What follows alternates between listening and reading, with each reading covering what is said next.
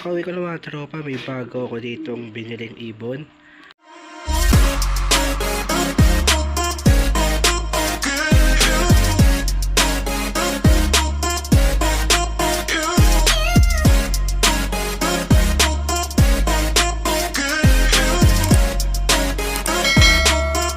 So lalagay ko siya dito sa may cage na to. So kunin ko muna yung ibon dito. Tapos ito, lilipat ko muna. So ito nga yung binili natin. Ayan. Pares sila, lovebirds. Tapos may isa pa dito, isang ipon. So hanapan ko lang siya ng paglalagyan. So unpaid to. So mamaya papakita ko. Hanapan ko lang siya ng paglalagyan. So yung mga tropa nakaset up ko yung paglalagyan ng bago nating, isa nating bagong alaga. Ayan. So nilagyan ko lang ng papel dito sa pinakailalim, tangkusot. So ito yung incubator ko dati. So hindi ko na rin naman nagagamit to. Ito muna yung pinaglagyan ko. So, yung ilalagay ko nga pala dito, ito yung isa nating nabili. Ayan. Kakatail isa. So kakatail. So testing ko lang to. So first time ko lang mag-aalaga nito, kakatail. May isa pa akong inaantay na alaga. So kakatail din yun. Pero matured na. Pares mga tropa. So ito. Kunin ko lang muna to. Parang nanuno ka eh. Ay, ayan. So ito siya mga tropa. So testing ko lang to alagaan. So bali first time ko lang mag-aalaga ng inakay na ganito.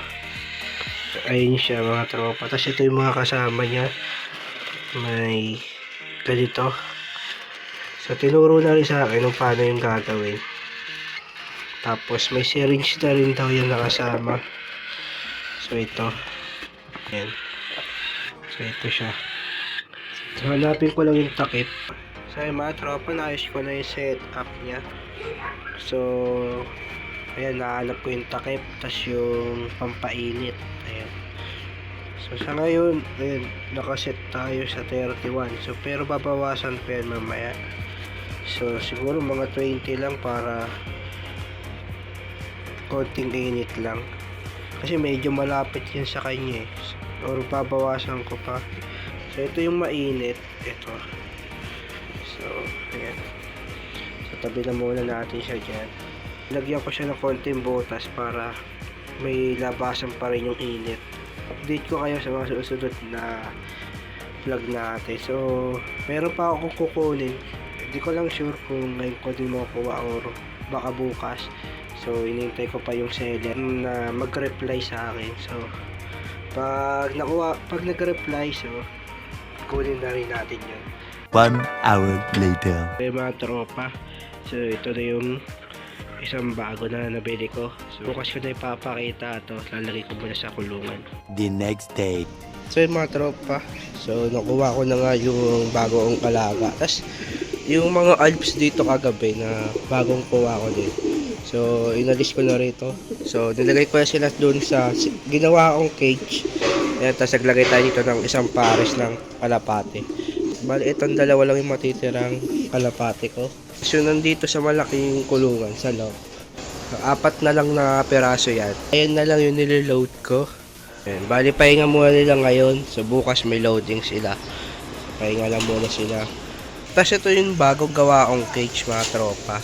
So ito na rin yung nabili ko kagabi, yung huling-huli kong nakuha. Ayan, kakatail. Isang pares yan, nandun yung isa. Tapos dito ko na rin nilagay yung alps na nakuha ko. Nandun nga, ayun nga sila. Ayan. So nag-nesting na rin yung dalawang bagong bili kong alps. So bali, bibili pa tayo ng parakit. So dito ko rin sila lalagay. So pagsasama-samahin ko sila dito. Ayan, malaki naman tong kulungan na to. Ayan, mahaba yan. Pag iisahin ko lang yung kulungan nila lahat. Yung Martinis natin, ayun, sinama ko na rin. So ayun nga siya. Ayun. Nandun siya, medyo mailap kasi sa tao yun. Ayun, naglulugon nga siya mga tropa. Ayun, naglulugon. Papalit siya ng balahibo. Tapos ito yung dalawa nating bago kakatail. So first time ko lang din nito mag-aalaga. Natry ko lang mag-breed na ito, pati yung Alps. So, yan. So, ayun yung mga bago nating alaga ngayon.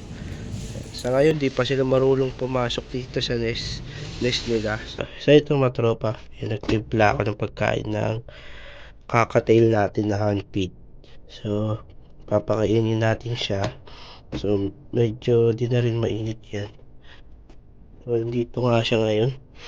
So, yan. Kukunin lang muna natin siya. Ito siya. So, first time tayo magpapakain ito.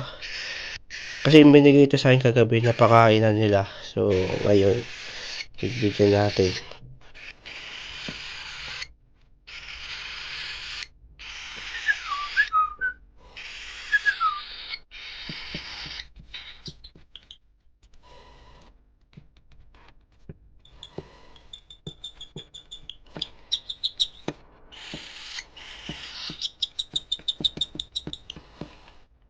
Mga tropa, last na to na ibibigay natin. So, gusto na rin yung pagkain niya. So, testingin naman natin yung hindi ko siya hawakan. So, ayan.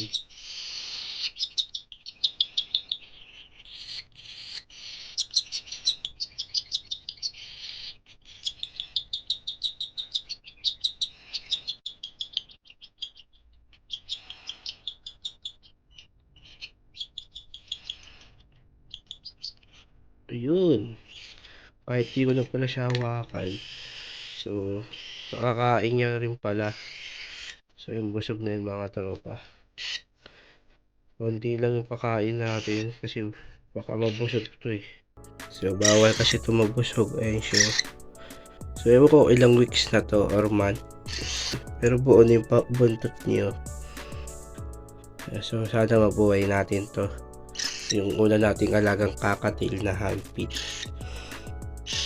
So, ayun lang muna video natin mga tropa. Update ko lang kayo sa mga susunod na araw.